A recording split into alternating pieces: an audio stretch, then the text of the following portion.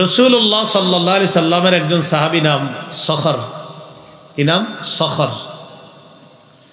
এই সখর রাদিয়াল্লাহু তাআলা আনহু বলেন, ক্বালা রাসূলুল্লাহ সাল্লাল্লাহু আলাইহি ওয়াসাল্লাম, আল্লাহুম্মা বারিক লি উম্মতি ফি বুকুরিহা। আল্লাহ, আপনি আমার উম্মতের ভোরের যেই সকালটা আছে, ভোরবেলার যে অবস্থাটা, মাবুদ আমার উম্মতের ভোরবেলায় আপনি ভরপুর বরকত দিয়ে দেন। নবী বললেন, আমার উম্মতের ভোরবেলায় আপনি বরকত দেন। তো বরকতের সময় ঘুমাইলে বরকত নিবেন কেমনে? এই জন্য দেখবেন রাত 3:30 4টা 4:30 বাজে হেফজখানার বাচ্চাগুলারে উস্তাদরা উঠায় দেয়। কেন জানেননি? কারণ ভোরের বেলা বরকত, আর বরকত মেধাটা শার্প থাকে, মেধা ভালো থাকে। এই জন্য বাচ্চাগুলা তখন যা পড়ে তাড়াতাড়ি মুখস্থ হয়ে যায়।